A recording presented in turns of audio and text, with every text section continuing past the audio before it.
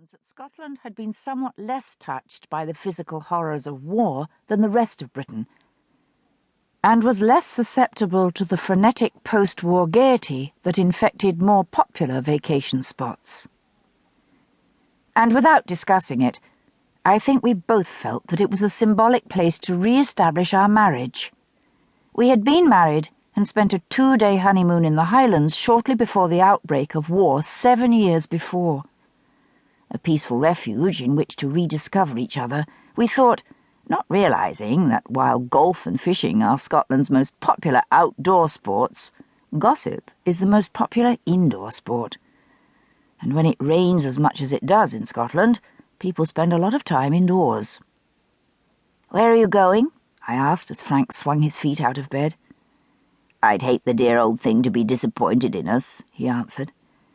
Sitting up on the side of the ancient bed, he bounced gently up and down, creating a piercing, rhythmic squeak. The hoovering in the hall stopped abruptly.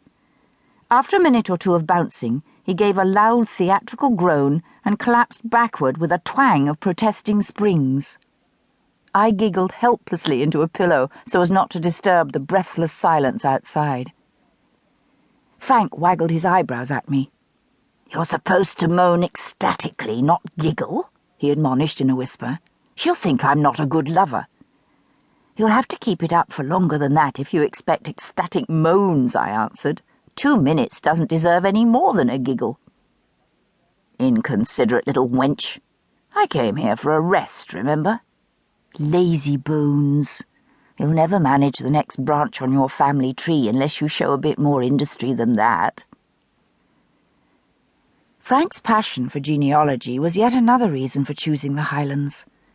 According to one of the filthy scraps of paper he lugged to and fro, some tiresome ancestor of his had had something to do with something or other in this region back in the middle of the 18th, or was it the 17th century?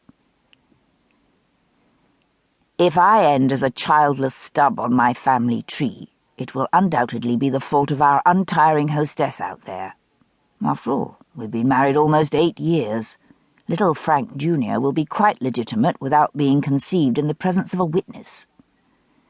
"If he's conceived at all," I said pessimistically. We had been disappointed yet again the week before leaving for our Highland retreat. With all this bracing fresh air and healthy diet, how could we help but manage here? Dinner the night before had been herring, fried. Lunch had been herring, pickled. And the pungent scent now wafting up the stairwell strongly intimated that breakfast was to be herring kippered. "Unless you're contemplating an encore performance for the edification of Mrs. Baird," I suggested, "you'd better get dressed. Aren't you meeting that parson at 10?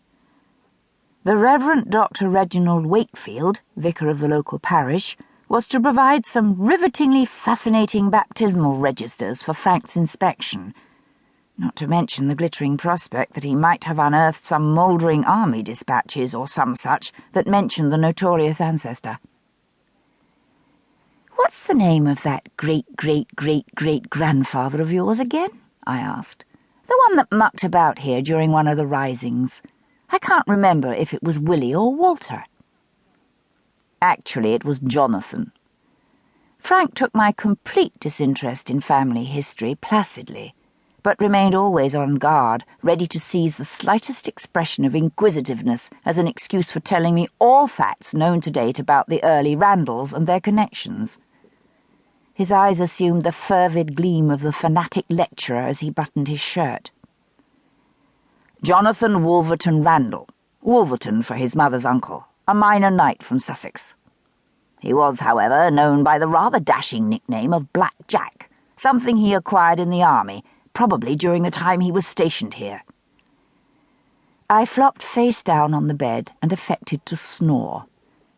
Ignoring me, Frank went on with his scholarly exegesis. "He bought his commission in the mid-30s, 1730s that is, and served as a captain of dragoons. According to these old letters Cousin May sent me, he did quite well in the army. Good choice for a second son, you know.